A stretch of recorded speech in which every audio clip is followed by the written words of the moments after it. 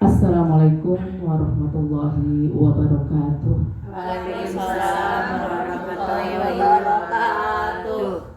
Alhamdulillahirabbil alamin. Wassalatu wassalamu ala asrofil anbiya'i wal mursalin wa ala alihi wa sahbihi ajmain. Qala rabbi shrah li sadri wa yassir li amri wahlul 'uqdatam min lisani yafqahu qawli. Puji syukur kehadirat Allah Subhanahu wa Ta'ala, karena pada saat ini kita diberikan kesehatan dalam acara diseminasi penyebaran budaya positif.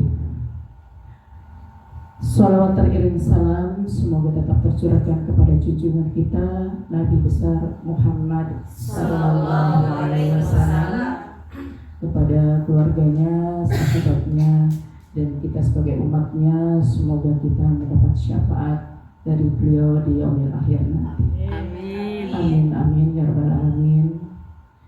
Yang terhormat Ibu Kepala Sekolah SDN Cikande Permai, Ibu Hajah Munawaroh SPD.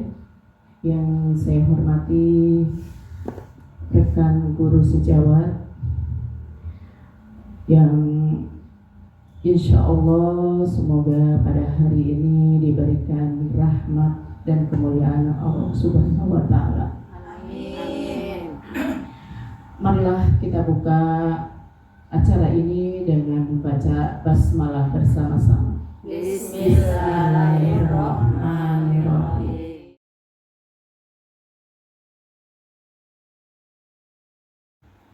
Baik, acara selanjutnya yaitu sambutan dari Kepala UPT SDN Cikande Permai kepada Ibu Hajah Munawaroh SPD. Disilakan. Bismillahirrahmanirrahim. Assalamualaikum warahmatullahi wabarakatuh. Waalaikumsalam warahmatullahi wabarakatuh. Ibu CGP yang saya hormati beserta Dewan Guru yang mengikuti kegiatan inseminasi pada hari ini. Alhamdulillah kita bisa berkumpul pada hari ini dalam kegiatan tugas dari CGP. Mudah-mudahan kegiatan berjalan lancar. Salam semua tercurah pada Nabi kita Nabi besar Muhammad Sallallahu Alaihi Wasallam dan sahabatnya. Mudah-mudahan semuanya bersyafaat bersama. Amin ya rabbal alamin. Ibu-ibu yang saya hormati, pada kesempatan ini hanya ada sedikit yang saya sampaikan.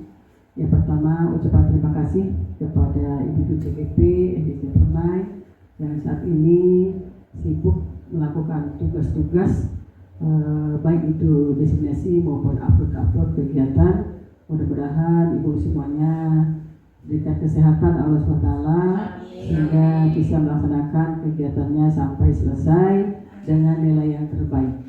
Amin. Pada kegiatan ini saya juga ucapkan terima kasih kepada ibu. Semoga materi yang didapat dari kegiatan CGP bisa diimplementasikan kepada teman-teman sekolah, bukan hanya untuk diri sendiri, tapi kita berbagi.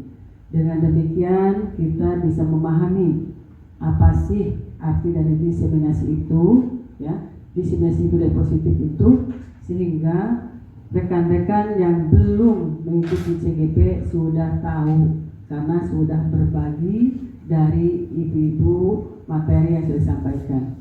Kita bisa mengetahui kegiatan positif itu ada yang termasuk ke pembulian atau tidak, sehingga kita bisa memilah yang positif seperti apa, yang tidak positif seperti apa. Yang jadi kita bisa mengambil kesimpulan hal-hal mana kegiatan yang positif tapi juga tidak termasuk pembulian, sehingga mudah-mudahan materi-materi yang disampaikan pada hari ini, diskusi pada hari ini bisa berbagi, bisa diterima, bisa untuk diimplementasikan di kelasnya masing-masing. Ya, jadi jangan hanya teori dan teori, coba tolong praktekkan di sekolahnya sehingga sekolah kita menjadi benar-benar yang mengikuti ilmu yang didapat dari CGP ini. Mudah-mudahan tidak sampai di sini, kita berbagi dengan teman-teman dalam diskusi kelas pun, dalam komunitas belajar pun, materi-materi yang Ibu terima di modul-modul akan disampaikan kepada teman-teman. Selamat melaksanakan tugas, semoga berjalan lancar. Saya Heri, billahi taufiq wal hidayah. Wassalamualaikum warahmatullahi wabarakatuh.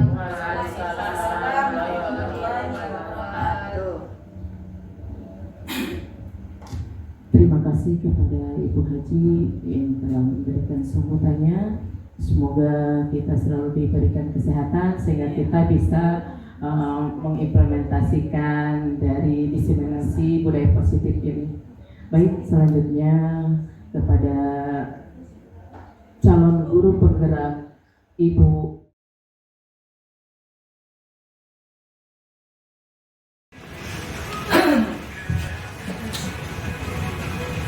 Assalamualaikum warahmatullahi wabarakatuh. Waalaikumsalam warahmatullahi wabarakatuh. Terima kasih kepada rekan-rekan guru sejawat dari SD Cikadek Permai yang sudah menyempatkan waktunya hari ini. Saya doakan semoga selalu sehat walafiat dalam keberkahan Allah Subhanahu wa taala. Amin. Ya rabbal alamin. Baik, izinkanlah saya hari ini untuk melakukan diseminasi budaya positif tentang budaya positif di SDN Cikadek Permai. Ini dalam memenuhi tugas aksi nyata modul 1.4 yaitu tentang budaya positif. Baik, sebelumnya saya akan melakukan speaking yaitu yuk senyum selama 10 detik. Baik, boleh berhadapan dengan temannya.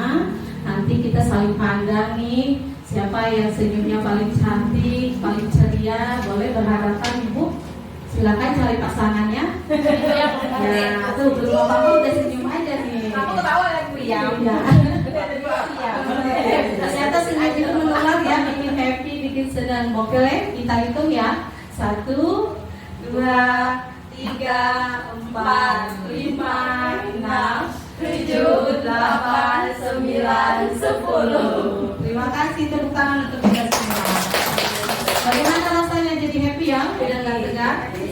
Hilang masalahnya katanya tuh udah lupa. Ya, ternyata senyum itu membawa kebahagiaan. Baik, sebelum kita mulai, ini ada kesepakatan forum diseminasi.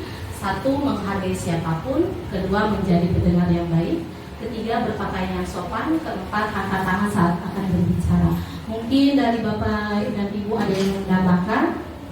Cukup? Apa ditambahkan? Cukup. Baik, terima kasih. Kita sepakati bersama ya selama sesi forum diseminasi.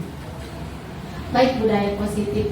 Mungkin saya akan bertanya dulu nih kepada Bapak dan Ibu. Apa pentingnya menciptakan suasana positif di lingkungan Bapak dan Ibu? Siapakah yang mau memberikan komentarnya? Silahkan.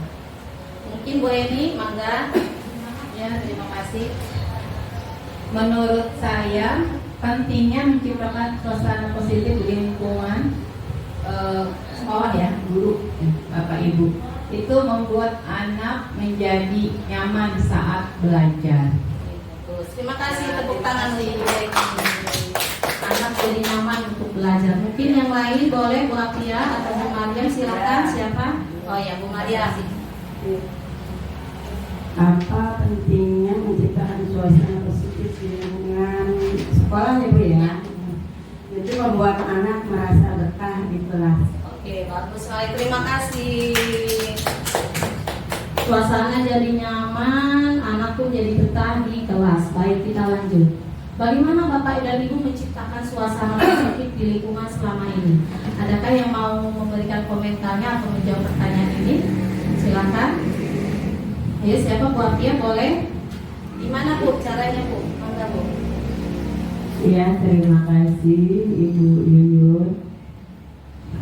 Bagaimana cara kita menciptakan suasana positif di lingkungan selama kita berada di lingkungan tersebut? Kalau menurut saya, ya kita berperilaku baik terhadap anak sehingga anak tersebut dengan kita karena mungkin kita berperilaku ramah terhadap anak-anak tersebut. Kayaknya seperti itu, Bu. Baik, terima kasih, hebat sekali. Tepuk tangan untuk Mbak Pia ya. Dan kata bagaimana caranya kata Mbak Pia kita bersikap dengan baik. Apa hubungannya antara menciptakan suasana positif dengan proses pembelajaran yang berpihak pada murid? Mungkin Bu Siti Nuraina mau memberikan komentarnya, silakan. Hubungan antara menciptakan suasana positif dan proses pembelajaran yang berpihak pada murid. Dengan suasana positif, pembelajaran anak mungkin akan lebih aktif, lebih semangat, dan mungkin akan menambah semangat dalam belajarnya. Ya, Terima itu kasih menurut saya. jawabannya. Tepuk tangan untuk Bu Siti Nuraina. Baik, jawabannya sangat hebat sekali. Sebagian besar sudah memahami apa pentingnya suasana positif dan apa hubungannya dengan pembelajaran di kelas agar murid lebih nyaman, betah di kelas, juga aktif dalam belajar. Baik, cobalah buka. Nah, hari ini kita ada permainan cobalah buka tangan temanmu. Kita akan berpasangan ya Ibu, berpasangan atau mungkin boleh perwakilan 2 orang. Bu Sarah dengan Bu Wahyuni boleh ke depan perwakilan berdua. Ya, kita adakan permainan deh. Ya, ada teman Anda akan melakukan kegiatan cobalah buka. Anda adalah A, jadi mungkin Bu Wahyuni jadi A. Nah, Bu Wahyuni nanti ngepalin tangan sekuat tenaganya, boleh ke tengah tidak apa-apa. Terus, nah dan Bu Sarah sebagai si B. Nah, si B ini akan merayu nih yang A nih. Boleh melakukan apapun, bujukan, rayuan, boleh juga dikeluarkan dengan cara menghardik atau mengintimidasi. Kalau tidak mau dibuka aja, boleh juga dengan iming-iming yang lain. Pokoknya caranya apapun dilakukan oleh Bu Sarah sebagai B kepada Bu Wahyuni sebagai A yang mengepalkan tangan. Coba silakan Bu Wahyuni kepalkan tangannya 1. Tes Bu Sarah silakan. Kayaknya nggak bakal Boleh dibuka. lakukan apapun agar Bu Wahyuni membuka. Nah, Paksa, mau dipaksa silahkan, mau dirayu boleh. Mau dirayu, ini cantik banget. Cantik sekali loh. ya, jadi Bu Wahyuni menyimpan sesuatu yang ternyata dalam tangannya. Kira-kira mau dibuka enggak ya? Kita hitung deh sampai 5 ya. Buka. 4, 3, 2, 1. Wah, ternyata Bu Wahyuni masih mengepal tangannya dengan kuat. Kita tanya yuk alasannya Bu Wahyuni, kenapa ya nggak mau buka tangannya? Kenapa saya tidak mau membuka kepalan tangan saya? Dikarenakan ada sesuatu rahasia yang sangat penting yang harus saya jaga, yang tidak perlu orang itu tahu. Karena kalau dibuka nanti bisa malu dia apa yang ada di bawah. Terima kasih kepada Bu Wahyuni dan Bu Sarah. Silakan. Ternyata ada sesuatu yang berharga dan tidak boleh diberikan kepada orang lain. Baik, ya. Menurut Ibu tadi kan Bu Wahyuni tidak mau membuka tangannya. Berarti keputusan membuka itu di tangan si A apa di tangan si B ya? Si A sebagai Bu Wahyuni tadi. Ternyata Bu Wahyuni itu orang yang bagaimana? Nah, Bu Wahyuni memiliki kontrol kepada dirinya sendiri. Apapun yang dilakukan temannya, kalau diiming-iming, dirayu, dia tetap kekeh untuk menutup tangannya. Dia membuka atas keputusannya sendiri. Ini berkaitan dengan perubahan paradigma teori kontrol. Ilusi guru mengontrol murid. Bukan kita Bu yang mengontrol murid, tapi emang muridnya mau dikontrol sama kita. Menyerahkan diri sekolah di sini, berarti dia menyerahkan ini dikontrol sama gurunya. Ilusi bahwa semua penguatan positif, efektif dan bermanfaat itu hanya ilusi. Belum tentu yang positif itu bermanfaat. Bisa saja kalau anak diberikan stimulus yang positif terus tidak efektif, lama-lama menjadi bosan. Berikutnya ilusi bahwa kritik dan akan membuat orang merasa bersalah dapat menguatkan karakter.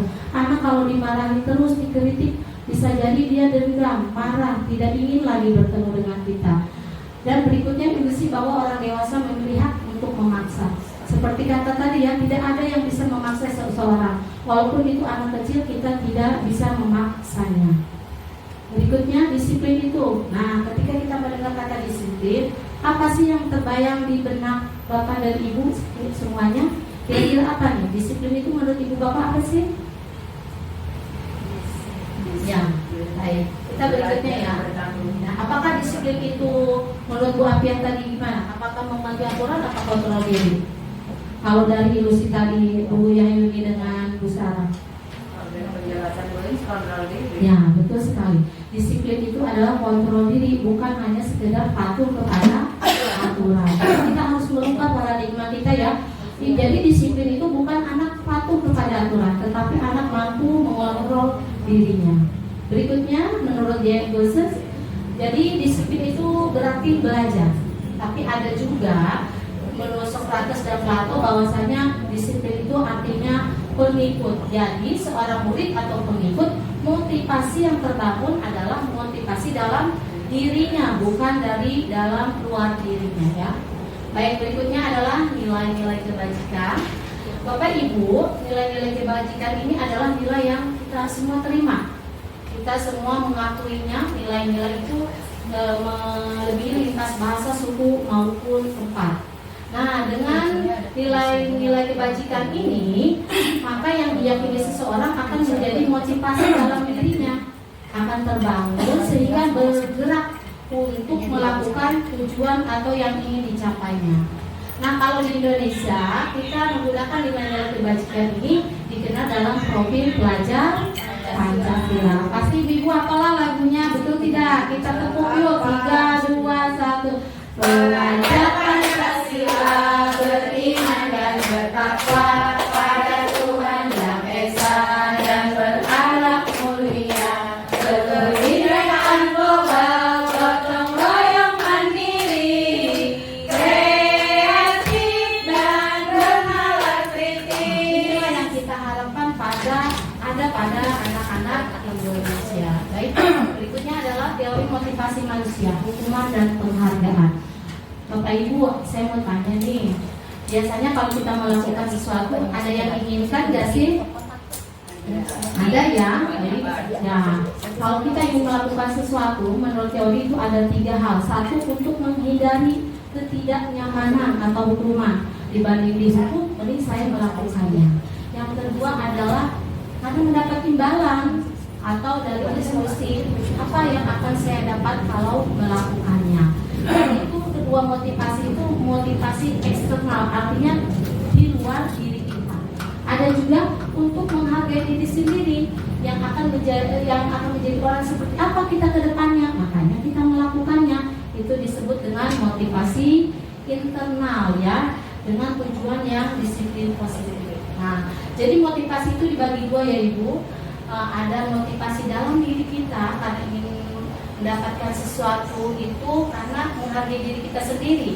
Misal seorang siswa belajar karena ingin memahami materi. Ada juga motivasi intrinsik atau motivasinya dari luar, entah itu karena hukuman, entah itu karena ada peraturan. Nah, jadi yang kita harapkan tentu saja dari murid kita adalah motivasi intrinsik. Baik, mari kita telah. Ini ada kuis ya. Coba ya kita tebak-tebakan. Kalau anak nih mencatat 100 kali di dalam bukunya, saya tidak akan terlambat karena dia terlambat datang ke sekolah. Menurut Bapak Ibu, itu konsekuensi atau hukuman? Oke, hukuman. Oke, konsekuensi. Yang lain? Boleh. Oke, hukuman. Baik. Berikutnya, lari mengelilingi lapangan basket 2 kali karena terlambat hadir di sekolah. Menurut Bapak Ibu, hukuman. Oke, hukuman. Yang lain? Sama semua seperti yang ini ya. Murid diminta untuk push up 15 kali karena tidak menggunakan masker ketika COVID. Menurut Bapak Ibu, hukuman apa konsekuensi? Hukuman. Oke, ada yang jawab hukuman? Setuju berarti ini hukuman. Berikutnya, menggantikan kertas temannya yang telah dicoret-coret. Oke, udah setuju, konsekuensi. Membersihkan tumpahan air di meja karena tersenggol pada saat wah, sudah paham betul ini Bapak dan Ibu. Berikutnya, kehilangan 10 menit jam istirahat karena mengajukan tugas karena terlambat dan tertinggal. Konsekuensi hebat sekali. Membersihkan WC sekolah karena mematahkan pensil kawannya. Konsekuensi hukuman. Oke, baik, kita cek ya jawabannya. Baik, kita setuju tadi nomor 1 kita masih ada yang ragu apakah itu konsekuensi atau hukuman. Sebenarnya itu hukuman ya. Nomor 2 dan 3 hukuman kita sudah setuju. nomor 4, 5, dan 6 juga kita setuju tadi konsekuensi. Nomor terakhir kita membersihkan WC sekolah, ada yang bilang hukuman, ada yang bilang konsekuensi. Ada bisa yang menyimpulkan nggak sih dari kejadian ini apa sih bedanya dengan hukuman? Mungkin ada yang bisa menyimpulkan, oh hukuman itu ternyata begini loh. Boleh ada yang mau menyimpulkan? Bu Wanti mungkin, mangga. Apa mana? Oke, siapa ibu bapak? Oke, boleh silakan. Bedanya hukuman dengan konsekuensi apa yang dari kejadian ini? Ya, menurut saya kalau hukuman itu biasanya yang memutuskan itu satu pihak, misalkan pihak yang memberi hukuman, sedangkan yang bersalah tidak diberikan kesempatan untuk memberikan solusi gitu ya. Kalau konsekuensi itu akibat yang ditimbulkan dari apa yang dilakukan. Oke, baik. Terima kasih, tepuk tangan untuk Bu Heni.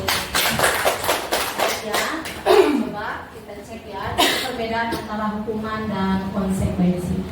Hukuman itu biasanya menyakitkan ya Bu, seperti push up, keliling lapangan, atau membersihkan WC. Kalau konsekuensi emang sesuatu yang harus terjadi. Artinya apa? Sudah sepakat antara guru dan murid. Jadi kalau hukuman itu bersihkannya dadakan biasanya. Anak dipaksa melakukan tanpa dia bisa membela dirinya sendiri. Biasanya hukuman itu selain menyakiti anak juga akan dibenci sekali sama anak karena sifatnya memaksa. Sedangkan konsekuensi anak mungkin awalnya tidak nyaman, tapi dia lama-lama akan mengerti itu adalah konsekuensi yang diterima karena sikapnya yang tidak disiplin. Baik, kita berikutnya. Nah, ada hukuman dan penghargaan. Perlu Bapak Ibu ketahui, hukuman itu ada dan penghargaan itu ada dalam jangka panjang dan ada juga dalam jangka pendek. Kalau penghargaan dalam jangka pendek, misalnya diberi hadiah, anak akan termotivasi tidak Bu kira-kira? Termotivasi. Tapi kalau jangka panjang kira-kira akan tetap termotivasi apa udah biasa saja? Biasa saja. Biasanya gitu ya. Penghargaan tidak efektif. Artinya apa? Kalau penghargaannya sering kita lakukan terus-menerus, anak akan menganggap sudah biasa. Nah, berikutnya adalah penghargaan merusak hubungan. Kalau kita memberi penghargaan hanya kepada sebagian siswa dan yang lain tidak, tentu yang tidak dapat itu akan merasa bagaimana Bapak Ibu? Kecewa, akan merasa sedih, bahkan mungkin bisa iri kepada temannya dapat penghargaan. Berikutnya penghargaan juga mengurangi ketepatan. Ini sudah dilakukan studi bahwasanya seseorang anak 9 tahun ketika dia diberi stimulus untuk melakukan sesuatu dan dihargai, lama-lama ketepatannya akan berkurang. Tetapi anak yang tidak diberi penghargaan, dia akan terus berlatih, belajar sehingga ketepatannya semakin meningkat. Berikutnya penghargaan itu menghukum. Kenapa sih penghargaan bisa menghukum? Kita kalau memberi peringkat anak kelas yang di kelas juara 1, kira-kira yang juara 2 merasa kecewa apa tidak Bu? Karena dia mungkin mengharapkan juara 1 juga ya, tapi ternyata dia juara 2, itu akan merasa dia dihukum. Kenapa sekarang kita tidak menyebutkan peringkat dari 1 sampai 10? Karena khawatir ini penghargaan yang kita berikan kepada juara 1 justru akan menghukum juara 2 sampai seterusnya dan seterusnya. Baik, berikutnya restitusi. Nah, ketika tadi kita menghadapi anak yang disipliner atau tidak melakukan disiplin dengan baik, ada cara yang lain selain menghukum, yaitu dengan restitusi, yaitu menciptakan kondisi bagi siswa untuk memperbaiki kesalahan mereka. Misal dia telat, nah kita berikan kesempatan dia untuk menjelaskan dan mencari solusi bagaimana permasalahan itu tidak lagi terulang. Itu disebut dengan restitusi. Berikutnya, keyakinan sekolah atau kelas. Kita akan lanjut ke keyakinan sekolah atau kelas. Apakah Bapak dan Ibu sudah membuat keyakinan atau kesepakatan di kelas? Sudah, baik. Nah, keyakinan kelas itu kenapa harus keyakinan? Kenapa sekarang sebutannya keyakinan tidak lagi peraturan kelas? Ya, mungkin itu juga jadi pertanyaan Bapak Ibu yang baru mendengar. Oh, keyakinan ya, bukan peraturan lagi. Dan kenapa keyakinan itu penting dalam perubahan budaya positif dan bagaimana mewujudkan keyakinan kelas? Ini kita akan jawab sama-sama. Baik, keyakinan kelas itu, Ibu pernah nggak Ibu menggunakan masker dan mencuci tangan? Alasannya untuk apa sih Bu? Kira-kira cuci tangan atau masker itu? Biar bersih, buat dia bagus tangannya juga. Ada lagi yang menambahkan kenapa harus pakai masker ya? Menjaga kesehatan. Bagus, Bunarnya menjaga kesehatan, Bu Haini juga menjaga kesehatan. Ya, Bu Nur juga terhindar dari debu. Kadang kita juga harus menggunakan helm saat berkendara. Kira-kira kenapa ya? Mungkin ada yang memberi jawaban. Kenapa ya harus pakai helm saat berkendara? Ada jawaban apa? Keselamatan. Keduanya dan kalau jatuh dari gerota peraturan itu cara menghindari maut. Ya katanya untuk peraturan, yang juga untuk keselamatan. Nah, nilai keselamatan, kesehatan itu adalah nilai yang kita sebut sebagai keyakinan. Semua setuju. Oh, untuk keselamatan memakai helm itu, dan untuk kesehatan mencuci tangan itu disebut dengan nilai universal. Artinya kita semua setuju, tidak ada yang membantahnya satupun. Di semua kalangan menggunakannya dengan baik. Berikutnya prosedur pembuatan keyakinan kelas. Bapak Ibu, ketika kita membuat keyakinan kelas, kita harus mempersilahkan dulu murid untuk memberikan pendapatnya dan apa yang mereka inginkan di kelas. Berikutnya catat semua, boleh kita yang mencatat, boleh juga murid yang menuliskan. Terus jika ada kalimat negatif seperti jangan berlari di kelas, boleh kita ganti dengan berjalan di kelas menggunakan kalimat positif. Kalau mereka sudah mencurahkan pendapatnya, kita tinjau ulang. Kenapa? Karena kesepakatan itu biasanya mirip-mirip atau sama. Berikutnya, dari kesepakatan yang kita ambil, kita cari nilai kebajikannya. Misal mendengarkan guru, berjalan di kelas, tidak lari-lari, kita bisa ganti dengan berjalan di kelas. Satu keyakinan yang harus kita gunakan adalah menghormati atau hormat. Jadi semua keyakinan yang kita gunakan landasannya adalah menghormati atau hormat. Tapi kata-kata atau bu yang digunakan tidak perlu banyak ya Bu, karena agar mudah diingat cukup 3-7 prinsip saja. Kalau mereka sudah setuju, tinjau lagi apakah mereka setuju atau tidak, buat mereka untuk menandatanganinya atau bisa dengan cap jempol. Berikutnya kesepakatan itu kita tempel di kelas agar semua siswa atau warga sekolah mengetahuinya. Berikutnya contoh keyakinan kelas. Bisa kita membuat setiap anggota kelas perlu belajar. Nah, kita bisa berubah dengan selalu bersikap positif.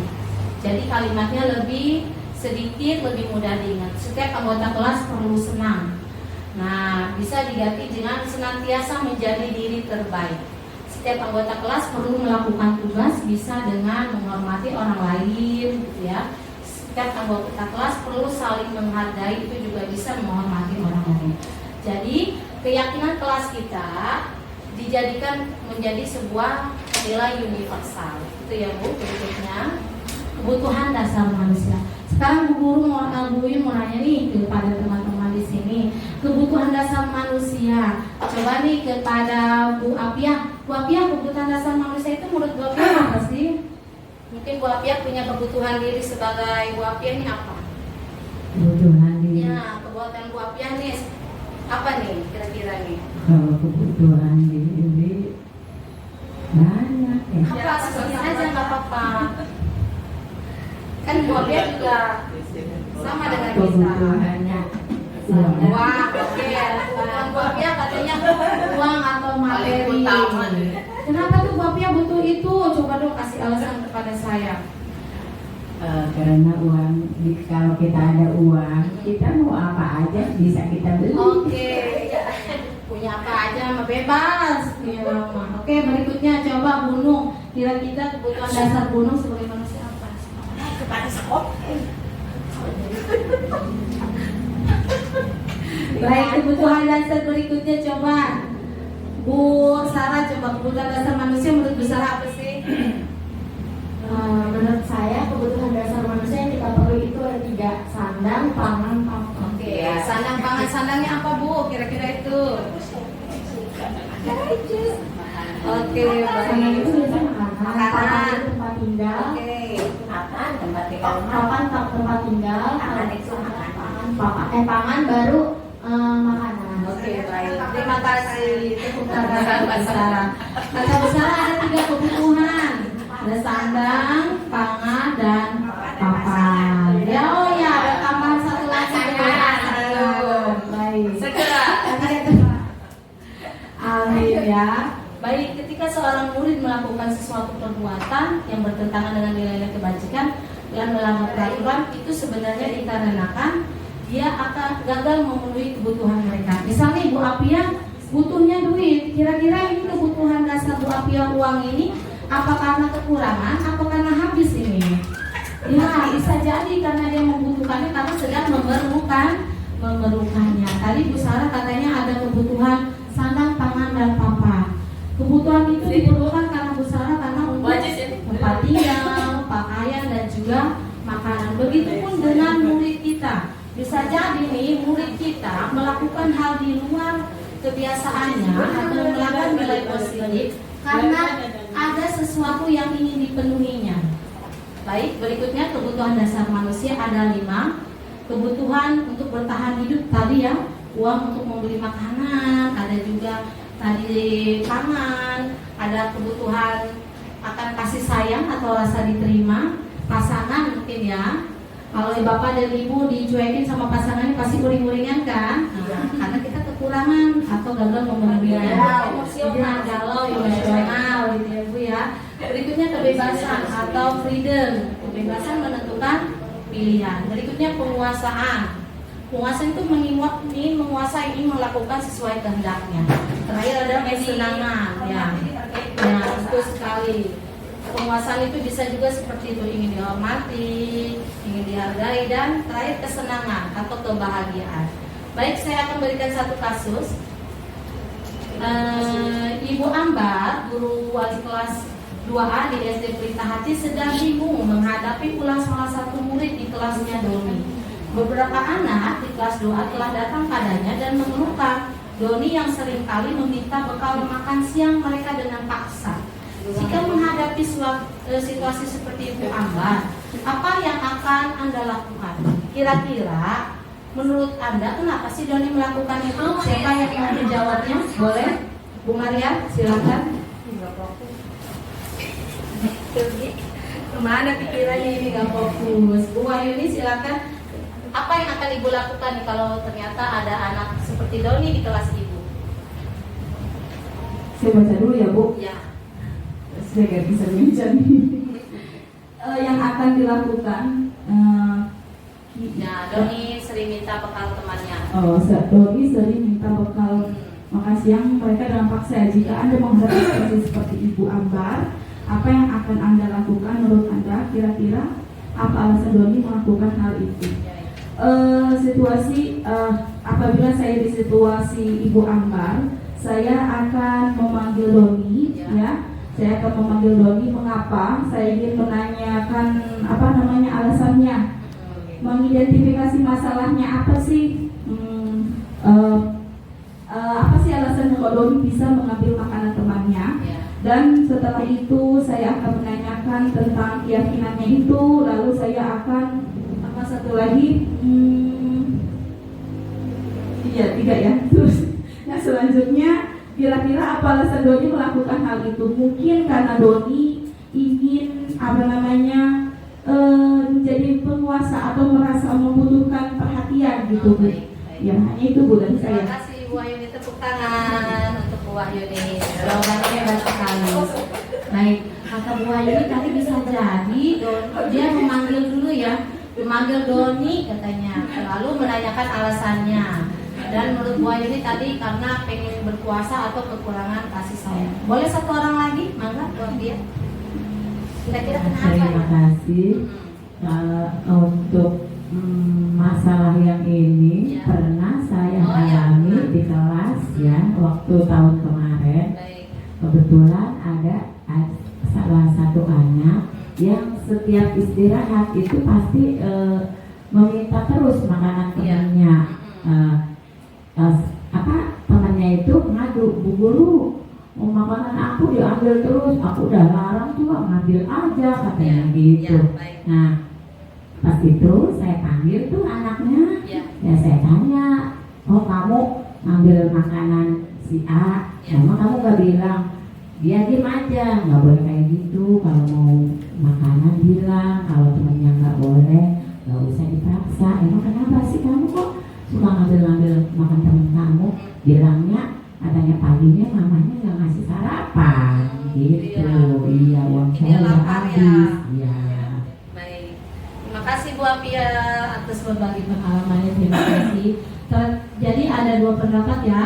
Satu tadi bisa jadi karena kekurangan kasih sayang dan ingin menguasai, dan ada juga kejadian nyata adalah karena lapar, uang jajannya sudah habis. Baik, alasan Doni pertama. Nah, karena dia lapar tadi sudah ya, orang tuanya tidak membawakan bekal dan uang jajannya sudah habis, maka kebutuhan dasar yang sedang berusaha dipenuhi adalah kebutuhan untuk bertahan hidup. Dibanding dia lapar sampai siang, mending dia minta, katanya ada temannya seperti itu ya. Berikutnya alasan kedua, karena temannya itu suka merhatiin sama dia tuh, kalau dia suka minta jadi temennya laporin ke ibu gurunya, malah dia seneng gak tuh kalau dilaporin. Karena apa? Karena dia ingin diperhatikan orang tuanya. Nanti kan kalau diaduin kepada gurunya, nanti pasti gurunya memanggil orang tua dan akhirnya anaknya diperhatikan, ketahuan nih kalau anaknya pengen dibawain bekal. Jadi sebenarnya dia sedang memenuhi kebutuhan kasih sayang dan rasa diterima oleh orang tuanya. Berikutnya adalah bisa jadi alasannya adalah karena takut. Ya, dia ingin teman-temannya takut kepada dia supaya mereka menuruti keinginannya. Seperti tadi kata Bu Wahyuni, bisa jadi karena ingin menguasai kelas nih. Nah, kalau kita bertemu anak seperti ini, bisa tuh Bu dengan diberikan tugas atau tanggung jawab, misalnya menjaga kebersihan kelas, ketertiban kelas, atau tugas yang lainnya. Berikutnya adalah nih karena merasa bekal temannya itu enak-enak dan dia bosan dengan bekal dari rumahnya, itu lagi, ya. Mie goreng lagi, duduk lagi. Tapi ngelihat punya temennya tuh pada enak, bisa jadi dia adalah ingin kebebasan memilih menu, ya. Yang terakhir, bisa jadi karena dia senang tuh kalau temennya marah. Lucu menurut dia kalau temennya marah itu. Makanya dia senang godain temennya tuh, mintain bekal temannya. Nah, maka yang ingin dipenuhinya adalah rasa kesenangan. Berikutnya adalah 5 posisi kontrol dan 3 restriksi. Tadi ketika ada kejadian si Doni mengambil makanan, Bu Wahyuni memanggilnya. Maka Bu Wahyuni sedang melakukan ini Bu, 5 posisi kontrol dan 3 restitusi.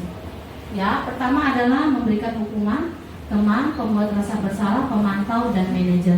Coba Bu, di kelas ini biasanya kita sudah melakukan ini yang mana Bu? Kalau saya sendiri nih Bu, jadi teman dan pembuat rasa bersalah. Kalau ada murid yang ibarat kata melanggar peraturan, saya kadang ajak ngobrol seperti Bu Apia tadi, tapi kadang saya juga ingetin, nanti membuat malu orang tua hingga menimbulkan rasa bersalah. Kalau Ibu dan Bapak mungkin punya pengalaman lain, ada yang pernah menghukum atau hanya memantau saja, mengingatkan disiplin.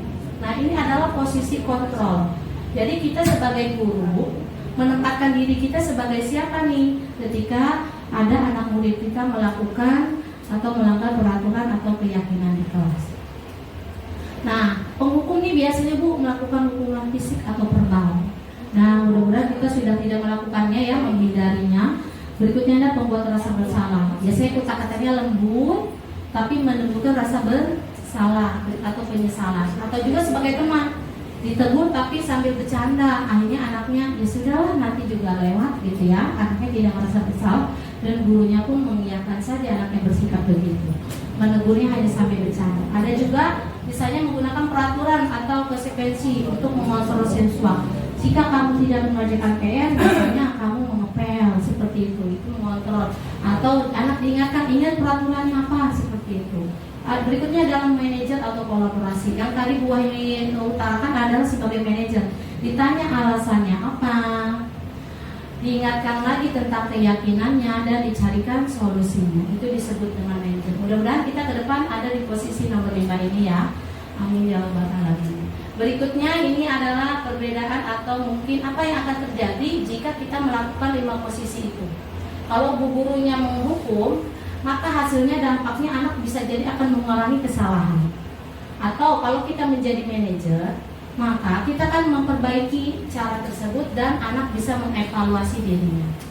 Berikutnya 3 restitusi yang tadi sudah diutarakan oleh teman-teman kita adalah pertama, menstabilkan identitas, menanyakan dulu kenapa sih dia melakukan itu. Kedua, validasi tindakan, alasannya, kedepannya harus bagaimana.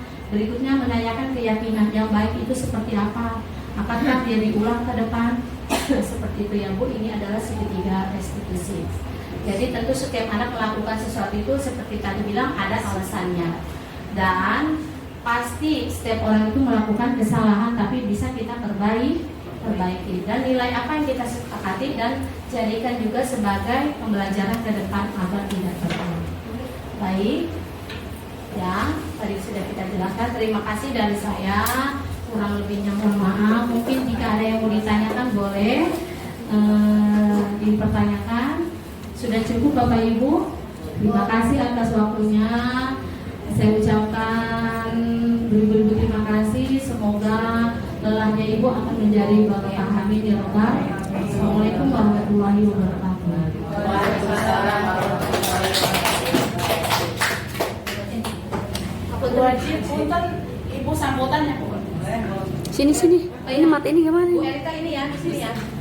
Tombolnya. Itu yang mau foto siapa dari MUI? Saya lagi minta foto izin katanya kan. Loh. Mumpung ini aja nih belum nih. Mumpung lagi cantik. Kita sudah tolong foto.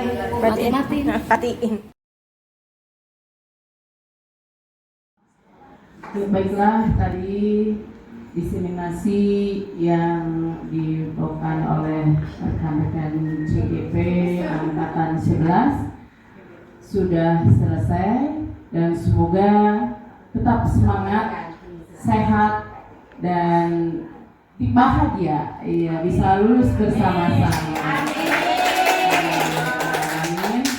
Marilah kita tutup acara ini dengan membacakan hamdalah bersama-sama. Alhamdulillahirabbil alamin. Wabillahi taufiq wal hidayah. Wassalamualaikum warahmatullahi wabarakatuh. Waalaikumsalam warahmatullahi wabarakatuh.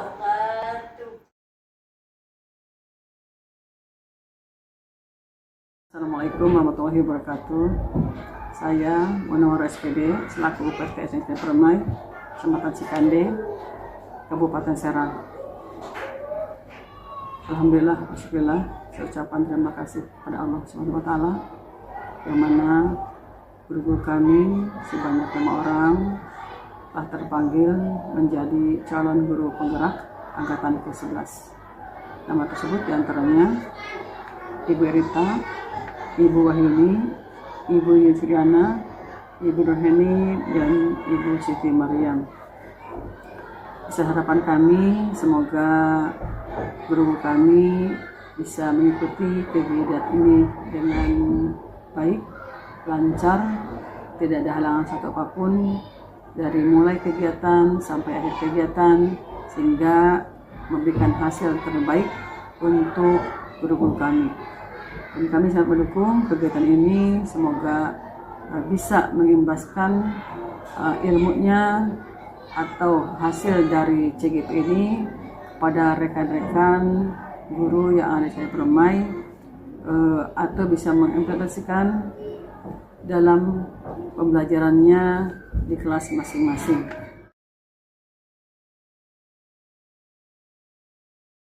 Assalamualaikum warahmatullahi wabarakatuh. Perkenalkan, nama saya Erika Kumanti. Saya adalah rekan sejawat dari Ibu Supriana SPD, di mana beliau saat ini sedang penggerak angkatan 11 dari Kabupaten Serang.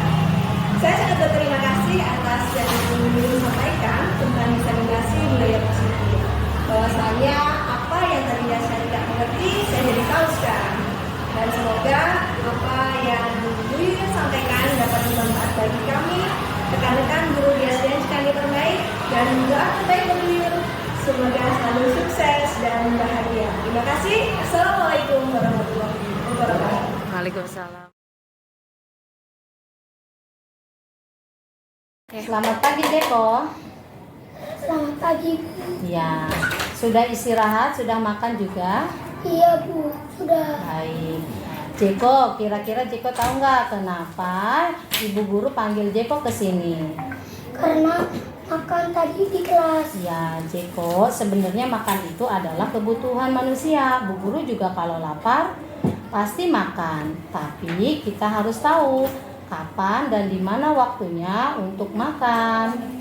Maaf ya, Bu Guru. Iya, tidak apa-apa. Semua orang pasti pernah melakukan kesalahan. Kamu melakukan ini pasti ada alasannya kan? Bu guru mau tahu kenapa tadi Jeko makan di kelas saat jam pelajaran. Iya, Bu. Saya lapar tadi pagi, saya belum sarapan. Saya takut terlambat ke sekolah. Nah, Jeko sudah bagus itu. Kamu sudah mengetahui penyebab kesalahan yang kamu perbuat hari ini. Iya, Bu Guru. Ya, di sini Ibu Guru tidak akan menghakimi Jeko, tidak akan menyalahkan Jeko, tapi Ibu Guru akan membantu Jeko mencari solusi. Kira-kira tindakan Jeko itu melanggar keyakinan kelas atau prinsip dari kamu apa tidak, Jeko? Iya, Bu. Saya sudah disiplin kelas, Bu. Makan saat istirahat. Nah, Jeko sudah tahu kan kira-kira kalau disiplin itu penting apa tidak untuk kamu? Penting, Bu. Ya, oke. Kalau tahu itu penting, kira-kira tindakan apa yang akan Jeko lakukan ke depannya? Saya akan bangun lebih awal dan sarapan sebelum sekolah Agar apa, Jeko? supaya tidak lapar saat belajar. Bagus. Jadi, kalau kamu sudah memperbaikinya, ingin jadi orang seperti apa ke depannya? Saya ingin menjadi orang yang disiplin dan mandiri, Bu. Oke, baiklah kalau begitu. Sekarang kamu boleh kembali istirahat dan bermain, Jeko. Terima kasih. Terima kasih. Baik, terima kasih. Silakan.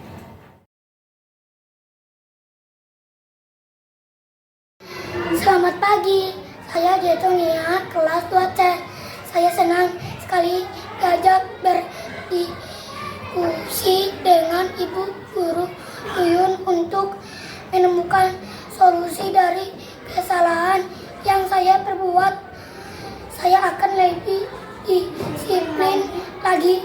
Terima kasih, Ibu Yuyun. Kamu tahu nggak kenapa Bu Guru panggil ke kantor? Ada apa, Bu? Baik, Ibu mau bertanya. Tadi pagi Nopal tidak mengerjakan PR ya? Iya, Bu, saya tidak mengerjakan PR yang Ibu berikan. Iya, tidak apa-apa Nopal. Semua orang pasti pernah melakukan kesalahan seperti lupa. Ya, Bu, saya malu dan takut lupa karena tidak mengerjakan. Ya, di sini Ibu Guru tidak akan menghakimi Nopal, tidak akan menyalahkan Nopal, tapi Bu Guru membantu Nopal mencarikan solusi. Kamu tidak mengerjakan PR, pasti ada alasannya. Kenapa, Nopal? Ya, Bu, betul. Saya bermain HP dan sampai lupa kalau ada PR. Assalamualaikum, Bu. Waalaikumsalam, Nopal. Silakan duduk, nak. Baik. Kamu tahu nggak kenapa Bu Guru panggil ke kantor? Ada apa, Bu? Baik, Ibu mau bertanya. Tadi pagi Nopal tidak mengerjakan PR ya? Iya, Bu, saya tidak mengerjakan PR yang Ibu berikan. Iya, tidak apa-apa Nopal. Semua orang pasti pernah melakukan kesalahan seperti lupa. Ya, Bu, saya malu dan takut lupa karena tidak mengerjakan. Ya, di sini Ibu Guru tidak akan menghakimi Nopal, tidak akan menyalahkan Nopal, tapi Bu Guru membantu Nopal mencarikan solusi. Kamu tidak mengerjakan PR, pasti ada alasannya. Kenapa, Nopal? Ya, Bu, betul. Saya bermain HP dan sampai lupa kalau ada PR. Baik, Nopal sudah tahu itu bagus apa tidak. Kamu sudah bagus itu. Kamu sudah mengerti penyebab kamu tidak mengerjakan PR. Kira-kira tindakan Nopal itu melanggar keyakinan kelas atau prinsip tidak? Ya, Bu, saya sudah melakukan Ya, keyakinan kelas apa yang kamu langgar, Nopal? disiplin dan bersama-sama saat belajar. Nah, Nopal sudah tahu kan?